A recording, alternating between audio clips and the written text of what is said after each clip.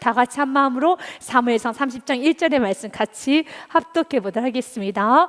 다윗과 그의 사람들이 사흘 만에 시글락에 이른 때 아멜렉 사람들이 이미 네겝과 시글락을 침노하였는데 그들이 시글락을 쳐서 불사르고. 아멘. 사랑하는 여러분, 우리는 인생을 살다 보면은 위로가 필요할 때가 있습니다.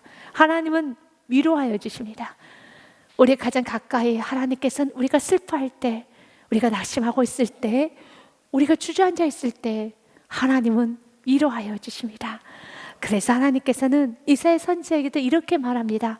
이사야서 40장 1절 말씀은요, 너희 하나님이 이르시되 너희는 위로하라, 내 백성을 위로하라. 아멘. 여러분은 이스라엘 백성들을 잘 알지 않습니까? 이스라엘 백성들은 위로받을 만한 그런 행동을 하지 못했어요. 이스라엘 백성은 너무나도 하나님 앞에 많은 아픔을 주었던 그런 백성이었죠. 그럼에도 불구하고 하나님은 여전히 내 백성이라고 합니다. 그리고 여전히 하나님께서는 오늘도 말씀합니다. 내 백성을 위로해 주어라. 하나님은 여러분을 위로해 주기를 참 기뻐하십니다. 하나님은 여러분이 위로받기를 너무 원하십니다. 오늘 무너져 있는 다윗을 하나님은 위로하여 주시고 일으켜 세워 주십니다. 그 위로는 세상의 위로하고는 좀 다릅니다. 하나님께서는 위로하여 주시기 위하여서, 진정 그를 보듬어 주시기 위하여서, 빛인 하나님께서 그를 보듬어 주시기 위해서는 하나님과 다윗 사이에 가로막고 있는 죄를 끄집어내지 않고서는, 죄를 제거하지 않고서는 하나님은 그를 위로해 줄 수가 없는 것입니다. 그래서 하나님께서는 오늘 다윗에게 무서운 고난을 허용하십니다. 다윗이 같이 동고동락하면서 다윗을 사랑하고 다윗을 추종했던 600명의 용사들이 다윗을 향해서 돌을 들고 있습니다. 다윗을 죽이기 위해서 지금 다윗에게 지금 달려들고 있습니다. 큰 고난이죠. 아둘람 굴에서 만났습니다. 같이 웃고 슬퍼하며 같이 지냈던 나의 동지들이 이젠 다윗을 향해서 죽이기 위해서 돌을 들고 있습니다. 그럼 왜 그렇게 다윗을 사랑했던 용사들이, 600명의 용사들이, 그들이 다윗을 향한 사랑이 미움으로, 다윗을 향한 존경이 다윗을 향해서 증오로, 분노로 바뀌어지게 되었을까요? 그 이유는 1절부터 5절 말씀까지 그 이유가 기록이 되어 있습니다. 다윗과 그의 사람들이, 여기서 그의 사람들이란 것은 다윗을 따랐던 600명의 용사들을 말합니다. 사흘 만에 시글락에 이른 때 아멜렉 사람들이 이미 네겝과 시글락을 침노하였는데 그들이 시글락을 쳐서 불살하고, 여기서 시글락이라는 것은 블레셋 땅 안에 있는 지역 이름이며 다윗과 600명의 용사들과 함께 거주하고 있는 그 땅입니다. 그런데 그 거주하고 있는 그 땅이 불이 살라진 겁니다. 성읍이 다 불타버렸습니다. 그리고 2절과 3절 말씀은요, 거기에 있는 젊거나 늙은 여인들은 한 사람도 죽이지 아니하고 다 사로잡아 끌고 자기 길로 갔더라. 다윗과 그의 사람들 600명 용사들이 성읍에 이르러 본즉 성읍은 불탔고 자기들의 아내와 자녀들이 다 사로잡혔는지라. 4절과 5절 말씀에도요, 다윗과 그에 함께한 백성이 울 기력이 없도록 소리 높여 울었더라. 다윗의 두 아내 이슬 여인 아히노함과 갈멜 사람 나발의 아내였던 아비가일도 사로잡혔더라. 자신의 아내들이, 자신의 자녀들이 다 사로잡혀간 겁니다. 집에 돌아와 보니 성읍이 불타버린 겁니다. 그래서 우는 거예요. 그러면 왜 이런 일이 일어났을까요? 왜 이런 일이 일어났을까요? 그래서 우리는 이 사건 한번 들여다봐야 돼요. 우리가 인생을 살다 보면 애기치 않는 고난이 있어요. 성경 말합니다. 고난 당하는 걸 이상히 여기지 말라라고요. 그런데 그 고난은 죄로 인한 고난도 있고 의로 인한 고난이 있습니다. 의로 인한 고난이라 하면 하나님의 뜻 가운데 거하지만 하나님께서는 그를 더 연단하기 위해서, 하나님께서 그를 크게 쓰시기 위해서 고난을 허용하시면서 그 안에 있는 불순물을 제거하며 그를 더 강하게 하나님을 훈련하시기 위해서 허용하신 고난이 있습니다. 다윗에게도 그런 고난을 주셨죠. 하나님께서는 다윗을 이스라엘의 통일된 왕국의 왕으로 기름을 붓고 난 후에 고난을 허락하셨어요. 그래서 사울이 그의 군사를 끌고 다윗을 죽이기 위해서 쫓아옵니다. 다윗은 광야에서 도망자 생활을 하네요. 그리고 또한 다윗은 많은 아픔을 겪게 됩니다. 다윗을 도왔다는 그 이유 하나만으로 제사장 85명이 죽어가는 그 소식을 듣게 됩니다. 너무 큰 아픔이에요. 그리고 신하들의 배신, 친구들의 배신, 아들들의 배신, 너무 많은 아픔을 겪게 됩니다. 하나님께서 허용하신 고난이에요. 하나님 이 고난을 통해서 다윗을 더 정금같이 더 단단하게 그를 훈련시키고 그를 세워서 통일한국의 왕으로서 하나님을 섬기고 하나님을 예배하는 왕으로서 그를 세워 놓으셨습니다. 그래서 의에 대한 고난에는 아름다운 성품의 열매가 있고요, 하나님께서 귀하게 쓰시는 이 축복을 다 받아 누리는 과정이기 때문에 이 과정에는 하나님의 위로가 넘치는 것입니다. 그래서 그런 고난의 시간에는 시편 23편에 같은 시를 짓게 됩니다. 다윗이 이런 고백을 하죠. 여호와는 나의 목자시니 내게 부족함이 없으려다. 왜 부족함이 없습니까? 그는 지금 사울 왕이 군사를 이끌고 쫓아오기 때문에 더 이상 숨을 곳도 없고 자신의 가족에 갈 수도 없고, 그는 광야에서 마치 들짐승처럼 그는 숨어 지내야 되는 것입니다. 참 부족하죠.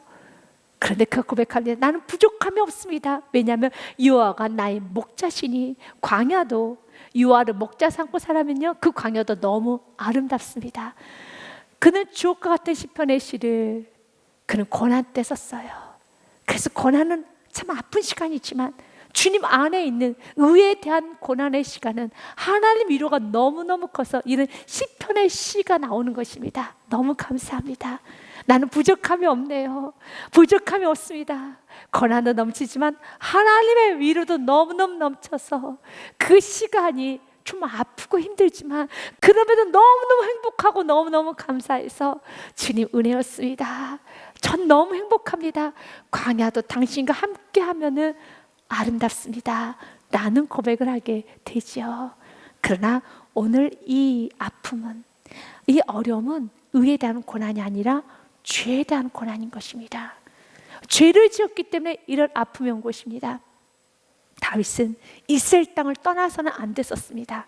그런데 다윗은 이스라엘 땅을 떠나서 블레셋 땅으로 망명을 합니다. 그 이유는 다윗을 따랐던 600명의 가족들이 있었어요. 나 홀로의 몸이라면 이스라엘 땅에서 어떻게 한번 버텨보겠는데 600명의 가족들을 지켜야겠다.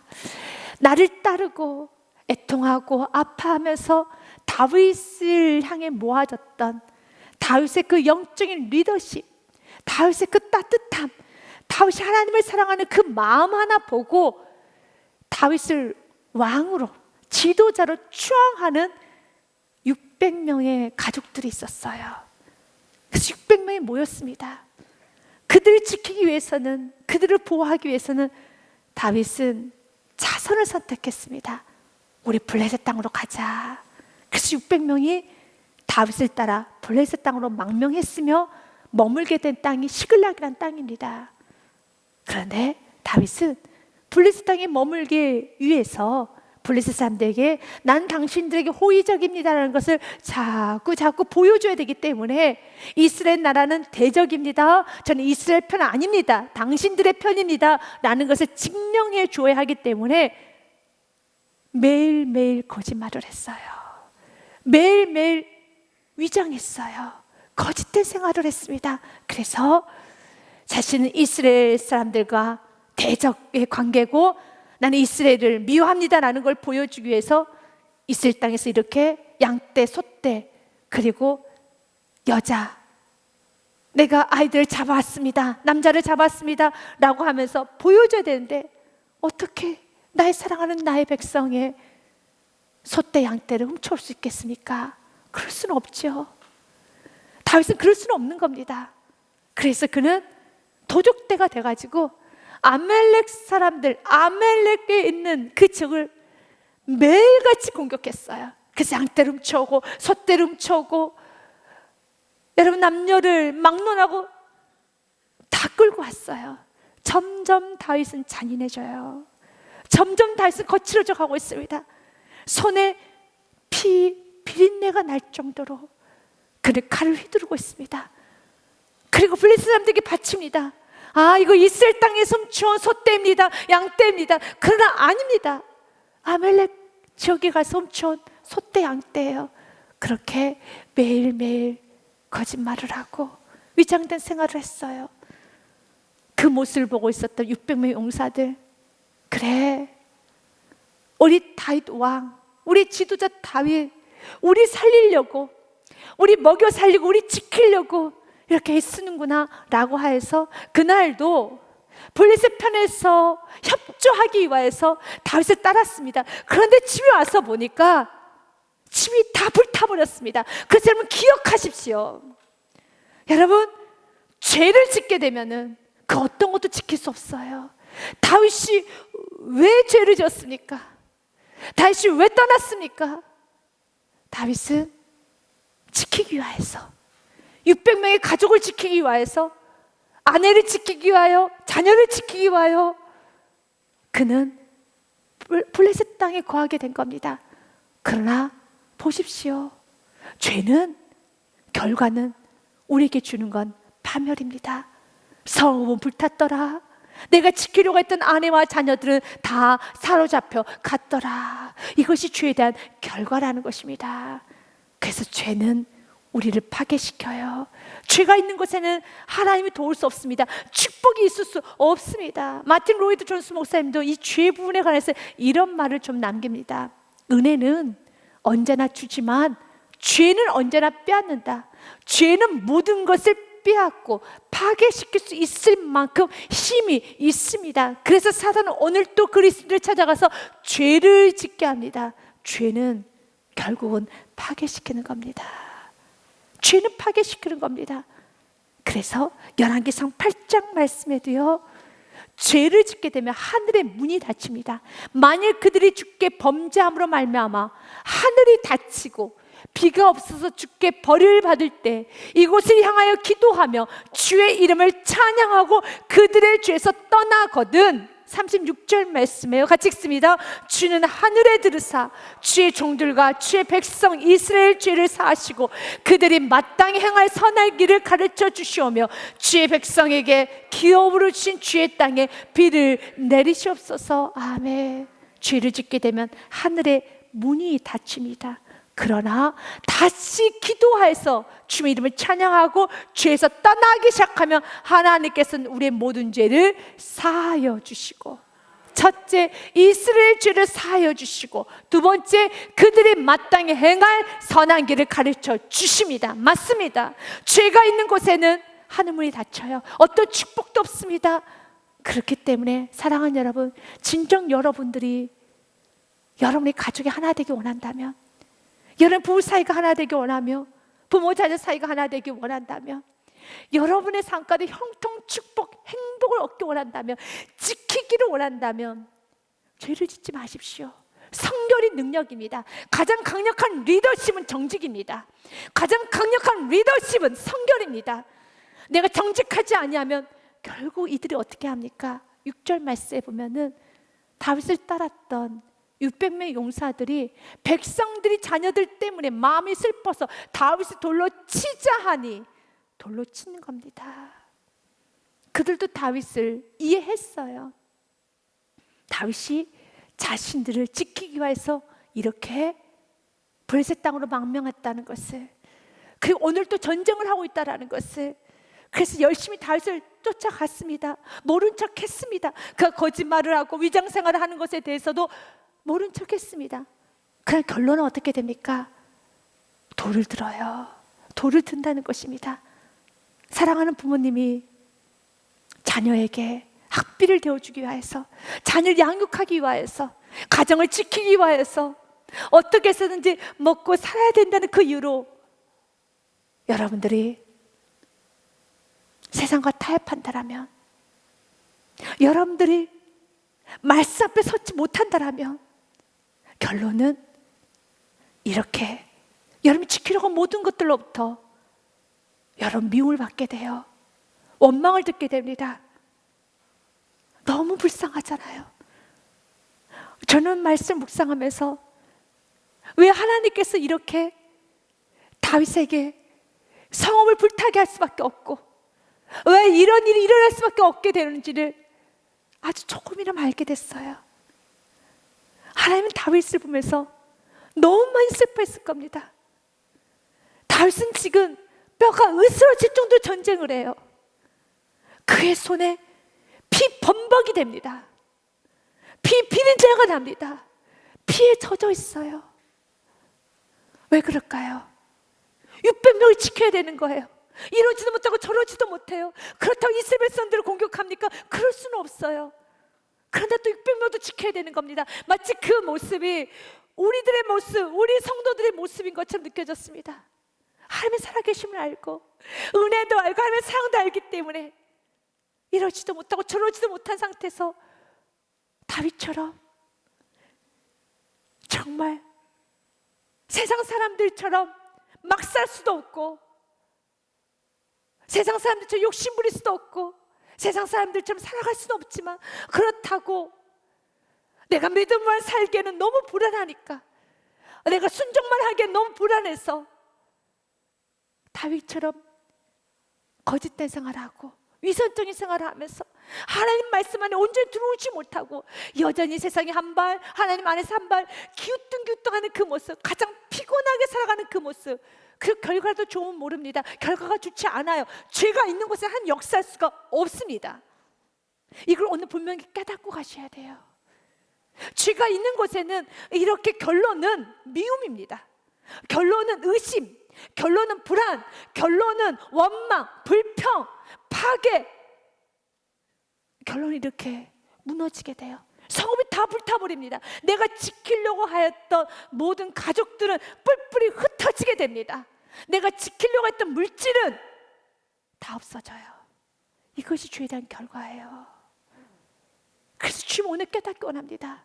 다윗의 모습을 또 깨닫기 원합니다. 다윗은 너 너무 피곤하게 사는구나, 너무 힘들게 사는구나. 알았어, 그럼 내가 끊어줄게.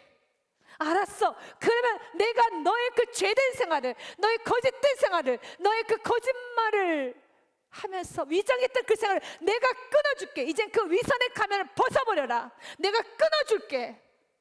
그래서 하나님께서 과감한 칼을 드시는 겁니다. 성읍을 불태워버립니다.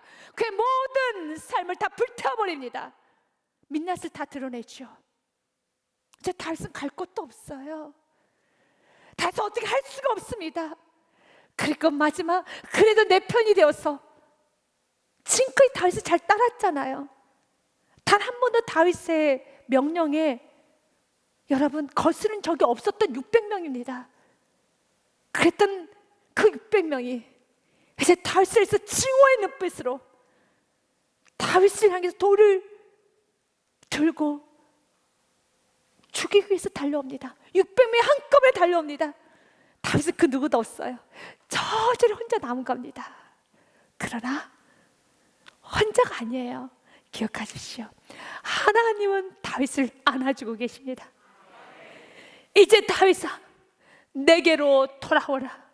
이제 다윗아, 내게로 돌아오라. 주님께 돌아가면 되는 겁니다. 모든 사람 다 뒤돌아섰어요. 그러나 이때 그는 자유롭게 되는 겁니다. 사랑하는 여러분, 주님께 돌아가시길 바라겠습니다. 이사야서 55장 8절 말씀에 여호와께로 돌아오자. 악인은 그의 길을, 불의한 자는 그의 생각을 버리고 여호와께로 돌아오라. 그리하면 그가 긍휼히 여기시리라. 우리 하나님께로 돌아오라. 그가 너그럽게 용서하여 주시리라. 아멘. 주님은 용서해 주세요. 이제 그 누구도 다윗 편은 없습니다. 정죄만 합니다. 너 때문에, 당신 때문에, 당신 일을 망쳤어, 당신 내 인생을 망쳤어, 당신이 나를 파괴시켰어 라고 정죄만 합니다. 그런데 바로 그 순간에 하나님은 말씀합니다. 여호와께로 돌아오라. 그때 사단은 아니야, 하나님도 너를 싫어할 거야, 하나님도 너를 정죄할 거야. 절대 아닙니다. 하나님께서 미쁘사 여러분이 주 앞에 죄를 고백하면은 주님께서는 씻겨 주십니다. 이러한 일서의 말씀은 참 귀한 말씀이죠. 그가 빛 가운데 계신 것 같이 우리도 빛 가운데 행하면 우리가 서로 사귐 있고 그 아들 예수의 피가 우리를 모든 죄에서 깨끗하게 하실 것이요. 아멘. 예수의 피가, 그분 오늘도 넘치는 피를 우리 모두에 흘려보내 주십니다. 내 사랑하는 자녀들아, 나의 피를 마셔라. 나의 피를 벌컥벌컥 마셔라. 예수 그리스도의 피가 우리를 모든 죄에서 깨끗하게 하실 것이요. 어떤 순간에도 예수의 피만 붙잡을 수 있다라면, 어떤 순간에도 다윗과 같이 십자가를 붙들 수 있다라면 회복이 됩니다. 오늘 그가 크게 다급하였으나 여기서 그는 도망가지 않아요. 그는 숨지 않습니다. 크게 다급하였을 때 그는 멈춰있지 않습니다. 바로 그때 그의 하나님 여호와를 힘입고 하나님의 이름을 부르기 시작합니다. 여러분, 의인은 넘어지지 않는 자가 의인이 아니에요. 우리 인생 가운데 다윗과 같이 넘어질 수가 있어요. 다윗이 사랑하는 사람 지키기 위해서 그가 세상과 타협했던 것처럼 우리도 다윗과 같은 이런 죄를 저지를 때가 있어요. 그렇다고 해서 여러분, 다윗을 보셨죠? 죄에 대한 대가가 있다는 걸 기억하셔야 됩니다. 죄 짓지 마십시오. 죄 지면 안 되는 것입니다.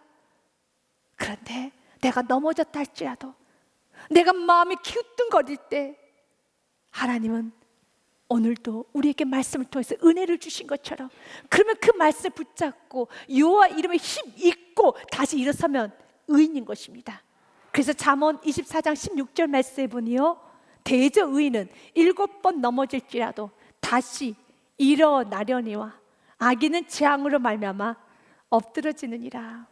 의인과 악인의 차이는 하나님께서 베푸신 은혜를 붙잡느냐 붙잡지 못하느냐입니다. 십자가를 붙들 수 있는 자는 의인입니다. 예수 그리스도를 붙들 수 있는 자는 의인입니다. 그러나 십자가를 붙들지 못하는 자, 예수 그리스도의 보혈의 피를 마시지 못하는 교만한 자는 이것이 바로 악이라는 것입니다. 오늘 그는 하나님의 이름을 부릅니다. 여호와를 힘입어서 용기를 얻었더라. 사랑하는 여러분, 다윗이 주의 이름을 부르기 시작했었을 때, 그리고 그의 이름을 힘입고 나아가기 시작했을 때 성경은 분명하게 우리에게 주는 메시지가 있어요. 19절 말씀에 보니요, 회복입니다.